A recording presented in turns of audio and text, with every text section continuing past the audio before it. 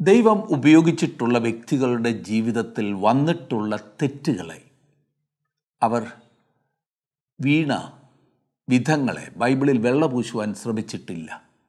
ഇത് ബൈബിളിൻ്റെ വിശ്വാസ്യതയുടെ ഒരു നല്ല ഉദാഹരണമാകും.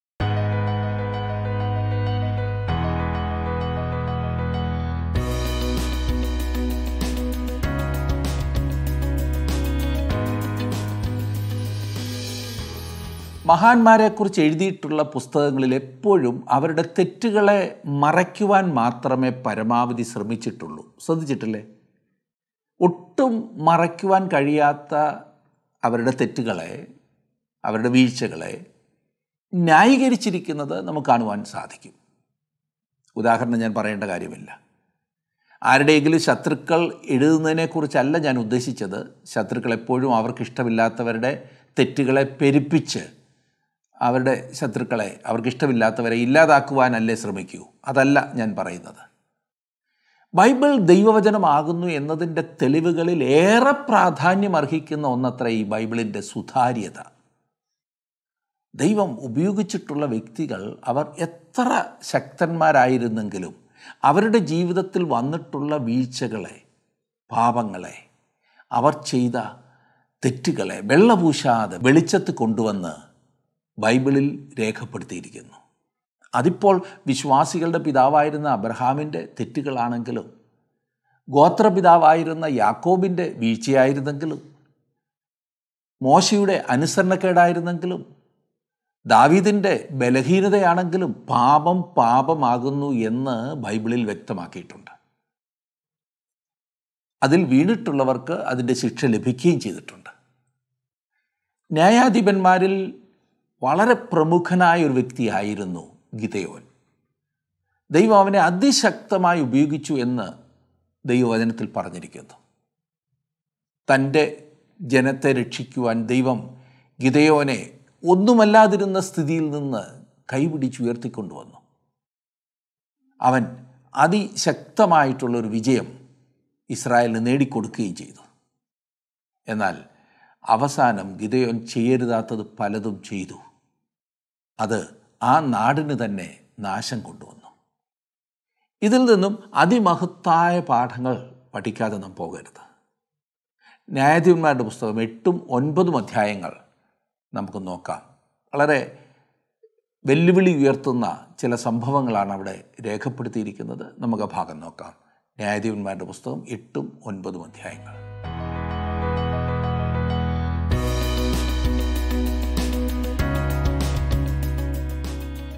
തൻ്റെ ജോലിയിൽ വ്യാപൃതൻ ആയിരുന്നപ്പോഴാണ് ദൈവം ഗിദെയോനെ വിളിച്ചത്.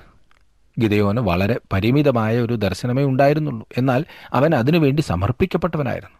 ധാന്യം വിതയ്ക്കുവാനോ വളർത്തുവാനോ ശേഖരിക്കുവാനോ ശത്രുക്കൾ സമ്മതിക്കാതിരുന്ന കാലയളവിൽ തൻ്റെ കുടുംബത്തിനാവശ്യമായ ആഹാരം കണ്ടെത്തുക എന്ന ആ അസാധ്യ കാര്യം സാധിക്കുന്നതായിരുന്നു ഗിദെയോൻ ഉണ്ടായിരുന്ന വെല്ലുവിളി. തന്നോട് ചെയ്യുവാൻ ദൈവം ആജ്ഞാപിച്ച കാര്യത്തിൽ ഗിദെയോൻ ആശ്ചര്യപ്പെട്ടു. താൻ തയ്യാറാകാത്ത ഒരു ഉത്തരവാദിത്വത്തിൽ എടുത്തു ചാടുവാൻ ഗിദെയോൻ തയ്യാറല്ലായിരുന്നു. എന്നാൽ ഒടുവിൽ ഗിദെയോൻ പൂർണ്ണമായി അനുസരിക്കുന്നതത്രേ നാം കാണുന്നത്. നാളുകളായി കഷ്ടത അനുഭവിച്ച ജനത്തെ ഗിദെയോൻ വിജയത്തിലെത്തിച്ചു. ന്യായാധിപന്മാരുടെ പുസ്തകം 7-ാം അധ്യായം അത്രേ നാം പഠിച്ചു കഴിഞ്ഞത്. ഇനിയും 8-ാം അധ്യായത്തിലേക്ക് നമുക്ക് പ്രവേശിക്കാം. ന്യായാധിപനായ ഗിദെയോനെക്കുറിച്ചുള്ള വിവരണം 8-ാം അധ്യായത്തിൽ തുടരുകയത്രേ ചെയ്യുന്നത്. ദൈവം ഗിദെയോന് മിദ്യാന്യരുടെ മേൽ ശ്രദ്ധേയമായ ഒരു വിടുതൽ നൽകിയതിന് ശേഷമുള്ള സംഭവങ്ങളാണ് 8-ാം അധ്യായത്തിൽ കാണുവാൻ കഴിയുന്നത്. വീണ്ടും ഇസ്രായേൽ സ്വതന്ത്രരാകുകയും അതിൻ്റെ ഫലമായി അവർ അഭിവൃദ്ധിപ്പെടുകയും ചെയ്തു. മിദ്യാന്യ രാജാക്കന്മാരായ സേബഹും സൽമുനയും ഓടിപ്പോവുകയും അവരെ പിന്തുടർന്ന് കൊല്ലുകയും ചെയ്തു. വളരെ കാലത്തിന് ശേഷം ആദ്യമായി ഇസ്രായേൽ വാസ്തവത്തിൽ അനുഗ്രഹിക്കപ്പെടുന്നു. ഗിദെയോൻ ചെയ്തതിനൊക്കെയും ഇസ്രായേൽ മക്കൾ അവനോട് നന്ദിയുള്ളവരായിരുന്നു. അവൻ അവരെ ഭരിക്കണമെന്നതായിരുന്നു അവരുടെ താല്പര്യം. കാര്യം ഒരിക്കലും പ്രതീക്ഷിക്കാതിരുന്ന സമയത്താണല്ലോ അവർക്ക് വലിയൊരു വിജയമുണ്ടായത്. 8-ാം അധ്യായത്തിൻ്റെ 22-ാം വാക്യത്തിലേക്ക് നാം വരുമ്പോൾ കാണുന്നത്, അനന്തരം ഇസ്രായേല്യർ ഗിദെയോനോട്, നീ ഞങ്ങളെ മിദ്യാൻ്റെ കയ്യിൽ നിന്ന് രക്ഷിക്കൊണ്ട് ഞങ്ങൾക്ക് രാജാവായിരിക്കണം, അങ്ങനെ തന്നെ നിൻ്റെ മകനും മകൻ്റെ മകനും എന്ന് പറഞ്ഞു. തങ്ങളെ ഭരിക്കുന്നതിന് ഒരു രാജാവിനെ ആവശ്യമുണ്ടെന്ന് ഇസ്രായേൽ മക്കൾ ആഗ്രഹം പ്രകടിപ്പിക്കുന്നതായി തിരുവചനത്തിൽ ലഭിക്കുന്ന ആദ്യ സൂചനയാണിത്. അവരുടെ ചുറ്റുപാടുമുള്ള ജാതികളെപ്പോലെ അവർക്ക് രാജാവ് ഉണ്ടായിരിക്കണമെന്ന് തനിക്ക് ആഗ്രഹമില്ല എന്ന് ദൈവം ആദ്യമേ അവരോട് പറഞ്ഞിരുന്നു. എന്നാൽ ഗിദെയോൻ അവരെ അടിമത്തത്തിൽ നിന്ന് വിടുവിച്ചതിനാൽ അവനൊരു രാജാവിൻ്റെ സ്ഥാനം സ്വീകരിക്കണമെന്നാണ് അവരുടെ ആഗ്രഹം. ഈ ഉയർന്ന പദവി ആദ്യമായി ഗിദെയോനാണ് അവർ വാഗ്ദാനം ചെയ്തത്. എന്നാൽ അവനത് നിരാകരിക്കുകയാണ് ചെയ്തത്. പിന്നീട് വീണ്ടും ഇസ്രായേൽ മക്കൾ തങ്ങൾക്കൊരു രാജാവിനെ ആവശ്യപ്പെട്ടതായി നാം കാണുന്നത് അത്ര. വാസ്തവത്തിൽ അവർ ഒരു രാജാവിനെ വേണമെന്ന് ആവശ്യപ്പെടുന്ന അവസരം വീണ്ടും വീണ്ടും നാം കാണുന്നുണ്ട്. അവസാനം ആ ആവശ്യത്തിനായി അവർ ശാഠ്യം പിടിക്കുന്നു. അപ്പോൾ ദൈവം അവസാനത്തെ അവരുടെ ആഗ്രഹം സാധിപ്പിച്ചു കൊടുക്കുന്നു. അതെങ്ങനെയെന്ന് ചോദിച്ചു കഴിഞ്ഞാൽ, ഒന്നാമത്തെ പ്രവാചകനായ ശമൂവേലിനോട് അവർക്കൊരു രാജാവിനെ അഭിഷേകം ചെയ്തു കൊടുക്കണമെന്ന് ദൈവം പറയുന്നു. ഇസ്രായേൽ മക്കൾ ശമൂവേലിനെ അല്ല ദൈവത്തെയാണ് ത്യജിക്കുന്നത് എന്ന കാര്യവും ദൈവം വ്യക്തമാക്കി. തൻ്റെ ജനത്തെ ഭരിക്കുവാൻ ദൈവം താല്പര്യപ്പെടുന്നു. ദൈവിക ഭരണ സംവിധാനമാണ് ഇസ്രായേൽ ജനത്തിനു വേണ്ടി ദൈവം നിശ്ചയിച്ചത്. ഈ സംഭവത്തിൽ ദൈവമാണ് ഗിദെയോനെ ഇത്ര അതിശയകരമായി ഉപയോഗിച്ചത്. എന്നാൽ ഗിദെയോനെയാണ് അവർക്ക് രാജാവായി വേണ്ടത്. ഗിദെയോന്റെ മാഹാത്മ്യം കൊണ്ടല്ല, പിന്നെയോ ദൈവം അവനെ ഉപയോഗിച്ചു. ഗിദെയോൻ മാത്രമല്ല, അവൻ്റെ മക്കളും അവരുടെ മക്കളും തങ്ങളെ ഭരിക്കണമെന്നതായിരുന്നു ജനത്തിൻ്റെ താല്പര്യം. ചുറ്റുപാടുമുള്ള ജാതികളെപ്പോലെ അവർക്കും ഒരു രാജാവിനെ ആവശ്യമാണ് എന്ന വസ്തുതയാണ് ഇതിൽ നിന്നും അർത്ഥമാകുന്നത്. ഗിദെയോൻ ജനത്തിന് നൽകിയ ശ്രദ്ധേയമായ ഉത്തരം ശ്രദ്ധിക്കുക. 23 വാക്യം. ഗിദെയോൻ അവരോട്, ഞാൻ നിങ്ങൾക്ക് രാജാവാകുകയില്ല, എൻ്റെ മകനും ആകുകയില്ല. യഹോവ എത്ര നിങ്ങളുടെ രാജാവ് എന്ന് പറഞ്ഞു. എത്ര മനോഹരമായിരിക്കുന്നില്ലേ? നിശ്ചയമായും ഗിദെയോൻ ഒരു പാഠം പഠിച്ചു എന്ന കാര്യത്തിൽ സംശയമില്ല. താഴെ മുന്തിരിച്ചക്കിനരികെ ഗോതമ്പ് മെതിച്ചുകൊണ്ടിരുന്ന ഈ യുവാവ് താൻ ഒരു ഭീരുവായിരുന്നു എന്ന് മനസ്സിലാക്കി. അവന് വിജയം നൽകിയത് ദൈവമാണെന്ന വസ്തുതയും അവനറിയാമായിരുന്നു. തനിക്ക് തന്നെ യുദ്ധം ചെയ്യുവാനുള്ള ശക്തിയില്ല, കഴിവില്ല, മിടുക്കില്ല എന്ന് അവന് വ്യക്തമായിരുന്നു. ഈ ഉദ്ദേശത്തോടെ ദൈവം തന്നെ എഴുന്നേൽപ്പിച്ചതാണെന്നും ഗിദെയോൻ മനസ്സിലാക്കി. ഗിദെയോൻ വാസ്തവത്തിൽ വളരെ ശ്രദ്ധേയനായ ഒരു വ്യക്തിയായിരുന്നു. എബ്രായലേഖനം 11 അധ്യായത്തിൽ വിശ്വാസവീരന്മാരുടെ പട്ടികയിൽ അവനെയും സൂചിപ്പിച്ചിരിക്കുന്നു. ന്യായാധിപന്മാരുടെ പട്ടികയിൽ ആദ്യം അവനെക്കുറിച്ചാണ് പറഞ്ഞിരിക്കുന്നത്. നാം വായിക്കുന്നത് എബ്രായലേഖനം 11 അധ്യായത്തിന് 32 മുതലുള്ള വാക്യങ്ങൾ. ഇനി എന്തു പറയേണ്ടു? ഗിദെയോൻ, ബാരാക്ക്, ശിംശോൻ, ഇപ്താഹ്, ദാവീദ് എന്നിവരെയും ശമൂവേൽ മുതലായ പ്രവാചകന്മാരെയും കുറിച്ച് വിവരിപ്പാൻ സമയം പോരാ.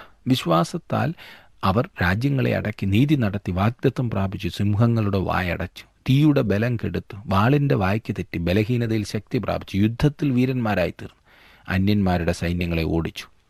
എബ്രായ ലേഖന എഴുത്തുകാരൻ പറയുന്നത് ഇവരെക്കുറിച്ച് വിവരിപ്പാൻ സമയം പോരാ എന്നത്രേ. എന്നാൽ അവന് ഗിദെയോനെക്കുറിച്ച് പറയുവാൻ താല്പര്യമുണ്ടായിരുന്നു. ഒരു അസാധാരണമായ പ്രവർത്തനത്തിനായി ദൈവം ഗിദെയോനെ എഴുന്നേൽപ്പിച്ചു. ദൈവം ഉപയോഗിക്കുന്ന ഏതൊരു പുരുഷനെയും ഏതൊരു സ്ത്രീയെയും ദൈവത്തിൻ്റെ വ്യവസ്ഥ അനുസരിച്ച് ഉപയോഗിക്കപ്പെടേണ്ടതാണെന്നത്രേ ഇത് നമ്മെ പഠിപ്പിക്കുന്നത്. ദൈവം ലോകത്തിലെ ബലഹീനമായ സംഗതികളെയാണ് തിരഞ്ഞെടുക്കുന്നത്.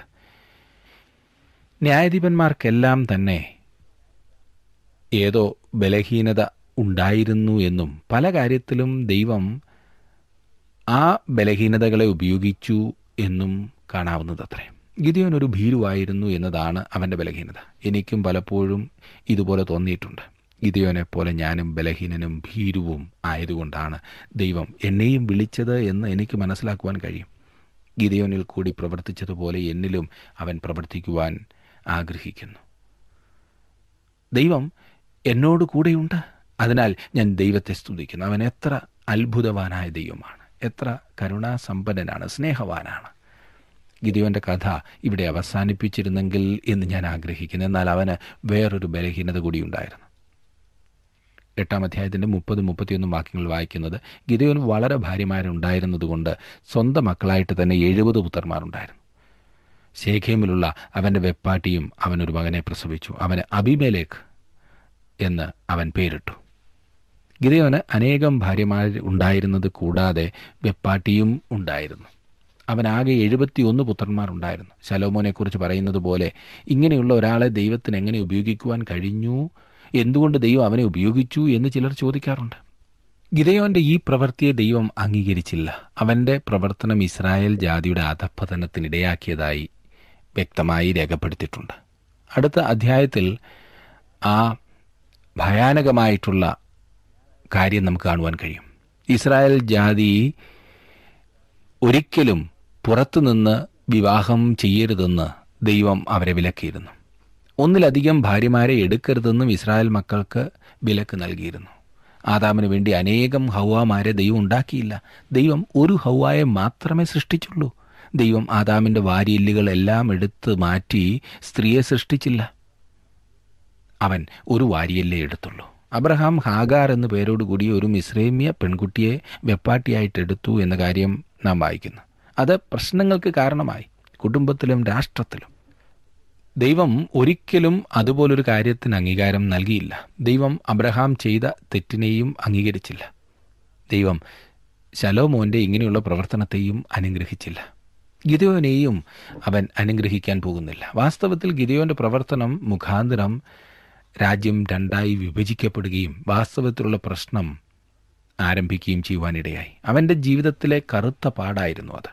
ദൈവം ഒരു കാര്യവും മറച്ചു വെക്കുന്നില്ല. മനുഷ്യൻ്റെ ആയിരിക്കുന്ന അവസ്ഥയിലുള്ളൊരു ചിത്രമാണ് ദൈവം വരച്ചു കാട്ടുന്നത്. ഗിദെയോൻ്റെ ഒരു സ്നേഹിതനായിരുന്നു ഈ വിവരങ്ങൾ എഴുതുന്നതെങ്കിൽ ഒരുപക്ഷെ അവൻ്റെ ജീവിതത്തിലെ ഈ വക കാര്യങ്ങൾ വിട്ടുകളയുവാൻ ഇടയുണ്ടായിരുന്നു. എന്നാൽ ദൈവത്തെ അപ്രകാരം ഒരിക്കലും നമുക്ക് കാണുവാൻ സാധിക്കില്ല. ദൈവം മനുഷ്യൻ്റെ ചിത്രം അവൻ്റെ ഉള്ള അവസ്ഥയിൽ വരച്ച് കാട്ടുന്നു. അതാണ് ദൈവം നമ്മുടെ ഓരോരുത്തരുടെയും ജീവിതത്തിൽ ചെയ്യുന്നത് എന്ന കാര്യം നാം ഓർക്കണം. യുദ്ധത്തിലെ വീരന്മാർ ദൈനംദിന ജീവിതത്തിൽ എപ്പോഴും വീരന്മാരായിരിക്കണമെന്നില്ല. അതിൻ്റെ ഒരു വലിയ ഉദാഹരണമാണ് ഗിദെയോൻ്റെ ജീവിതം. ഗിദെയോൻ രാഷ്ട്രത്തെ നയിക്കുവാൻ, വിജയത്തിലെത്തിക്കുവാൻ പ്രാപ്തനായി. എന്നാൽ അവന് തൻ്റെ കുടുംബത്തെ നയിക്കുവാൻ സാധിച്ചില്ല.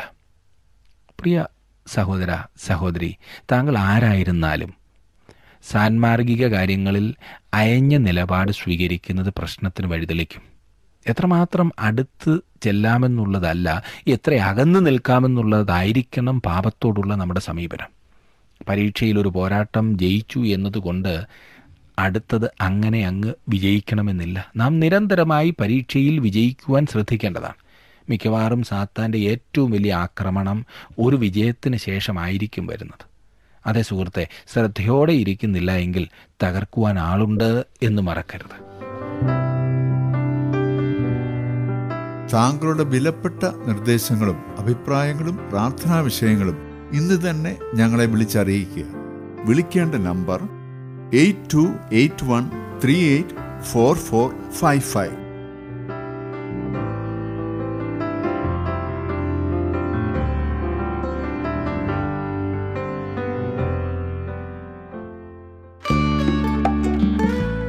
ഇന്നത്തെ പ്രോഗ്രാം താങ്കൾക്ക് ഇഷ്ടപ്പെട്ടുവോ? എങ്കിൽ ഉടൻ തന്നെ ഞങ്ങൾക്കൊരു മിസ് കോൾ തരിക. അടുത്ത വിജയി ഒരുപക്ഷെ താങ്കളായിരിക്കാം.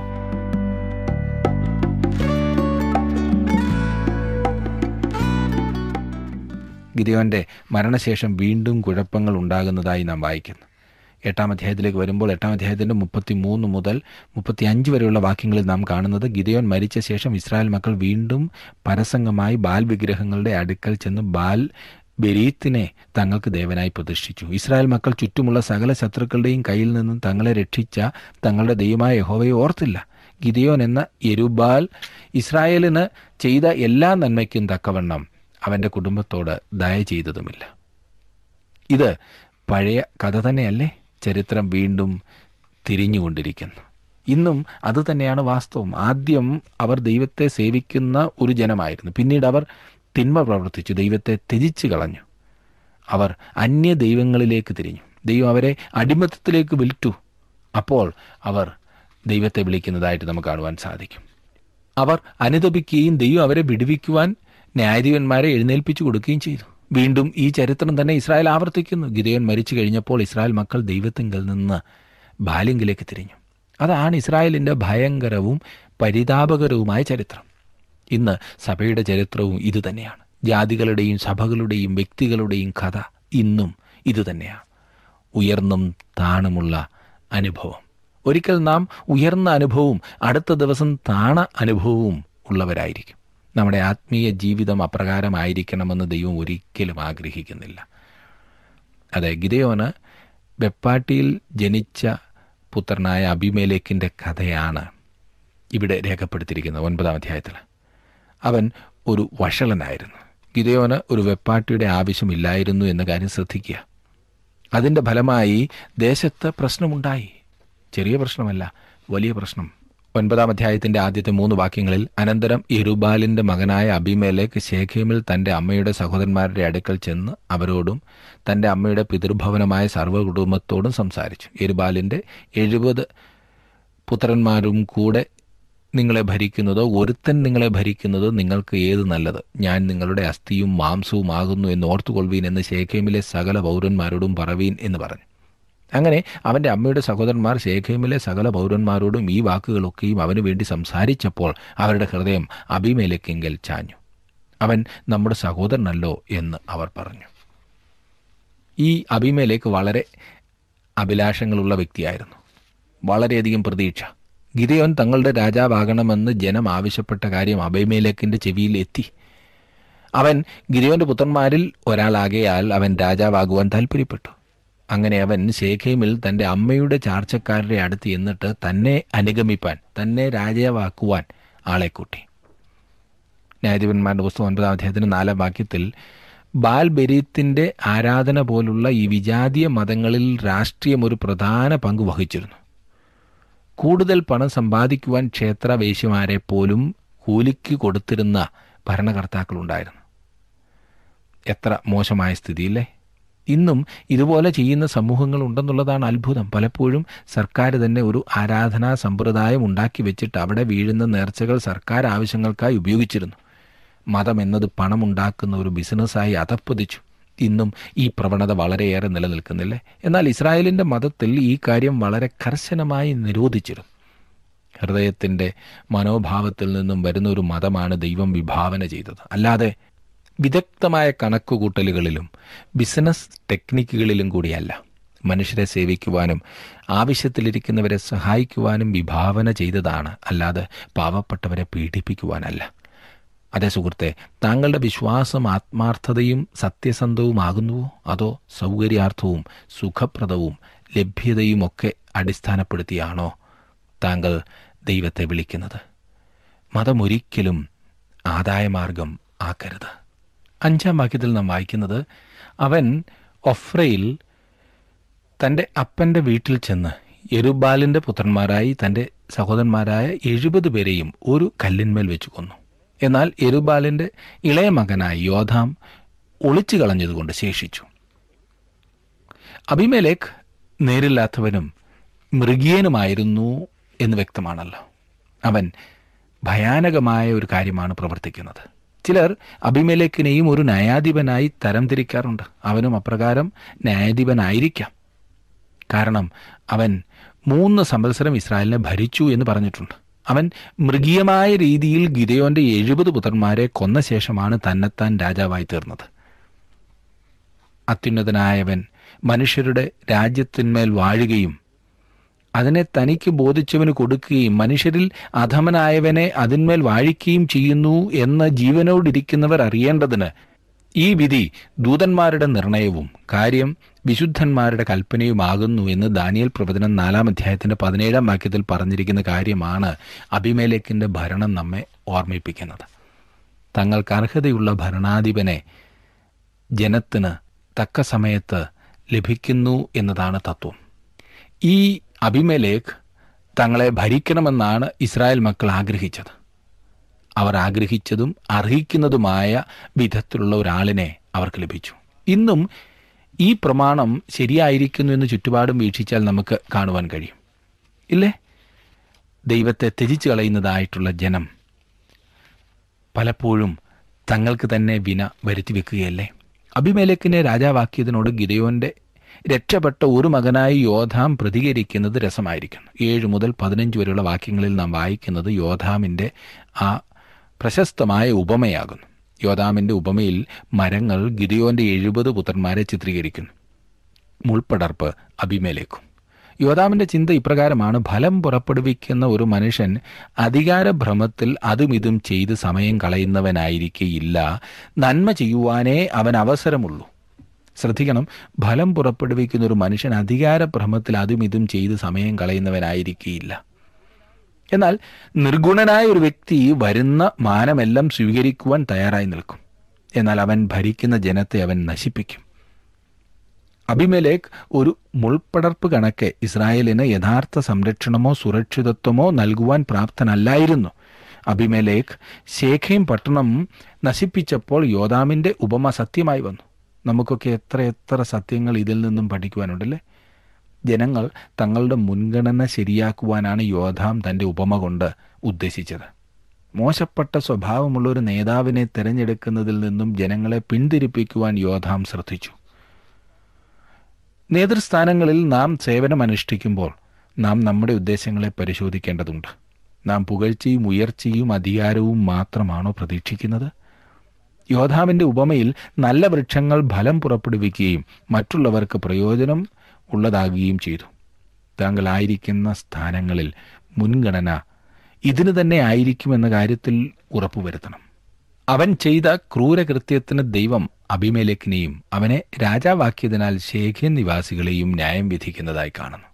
അബിമേലെക്കിൻ്റെ ഭരണത്തെ വെറുക്കുന്ന അനേകർ ഉണ്ടായിരുന്നതിനാൽ ഒരു ആഭ്യന്തര യുദ്ധം ആരംഭിക്കുന്നു. 52 മുതലുള്ള വാക്യങ്ങളിൽ നാം അത് കാണുന്നു. അബിമേലെക്ക് ഗോപുരത്തിനരികെ എത്തി അതിനെ ആക്രമിച്ചു. അതിന് തീ കൊടുത്തു ചുട്ടുകളയേണ്ടതിന് ഗോപുരവാതിലിനോട് അടുത്ത് ചെന്നു. അപ്പോൾ ഒരു സ്ത്രീ തിരികല്ലിൻ്റെ പിള്ള അബിമേലെക്കിൻ്റെ തലയിലിട്ടു. അവൻ്റെ തലയോട് തകർത്തു കളഞ്ഞു. ഉടനെ അവൻ തൻ്റെ ആയുധവാഹകനായ ബാല്യക്കാരനെ വിളിച്ച്, ഒരു സ്ത്രീ എന്നെ കൊന്നു എന്ന് പറയാതിരിക്കേണ്ടതിന് നിന്റെ വാൾ ഊരി എന്നെ കൊല്ലുക എന്ന് അവനോട് പറഞ്ഞു. അവൻ്റെ ബാല്യക്കാരൻ അവനെ കുത്തി. അങ്ങനെ അവൻ മരിച്ചു. അബിമേലെക്ക് മരിച്ചുപോയി എന്ന് കണ്ടപ്പോൾ ഇസ്രായേല്യർ താന്താങ്ങളുടെ സ്ഥലത്തേക്ക് മടങ്ങിപ്പോയി. അബിമേലെക്ക് തൻ്റെ 70 സഹോദരന്മാരെ കൊന്നതിനാൽ തൻ്റെ അപ്പനോട് ചെയ്തിട്ടുള്ള പാതകത്തിന് ദൈവം ഇങ്ങനെ പകരം ചെയ്തു. ശേഖേം നിവാസികളുടെ സകല പാതകങ്ങളും ദൈവം അവരുടെ തലമേൽ വരുത്തി. അങ്ങനെ യെരുബാലിൻ്റെ മകനായ യോധാമിൻ്റെ ശാപം അവരുടെ മേൽ വന്നു. ഗിദെയോൻ്റെ ദുഃഖപൂർണമായ അന്ത്യമാണ്, അല്ലെങ്കിൽ അവൻ്റെ കുടുംബത്തിൻ്റെ അന്ത്യമാണ് ഇവിടെ കാണുന്നത്. ദൈവം ഗിദെയോനെ വളരെ താണ നിലയിൽ നിന്ന് ഉയർത്തി തൻ്റെ ജനത്തിൻ്റെ വീണ്ടെടുപ്പുകാരനും ന്യായപാലകനും ആക്കി തീർത്തു. അങ്ങനെയുള്ളൊരു വ്യക്തിയുടെ ജീവിതത്തിൽ ദൈവം അംഗീകരിക്കാത്ത ഈ വിധമായ കാര്യങ്ങൾ നടക്കുക എന്നത് എത്രയോ ദുഃഖകരമായ സംഗതിയാണ്. അതിൻ്റെ ഫലമായി ഇസ്രായേലിൽ ആഭ്യന്തര കലഹം പൊട്ടിപ്പുറപ്പെട്ടു. ഇത് എത്ര വലിയൊരു പാഠമാകുന്നു നമുക്ക് പറഞ്ഞു തരുന്നത്.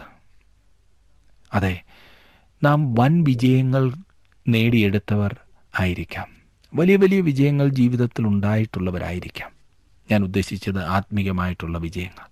എന്നാൽ ജീവിതത്തിലെ ചില ബലഹീനതകൾ നമ്മെ ഏറ്റവും താണപടിയിലേക്ക്, നമ്മെ മാത്രമല്ല നമ്മുടെ തലമുറകളെ പോലും താണപടിയിലേക്ക് വലിച്ചിഴയ്ക്കാറില്ലേ?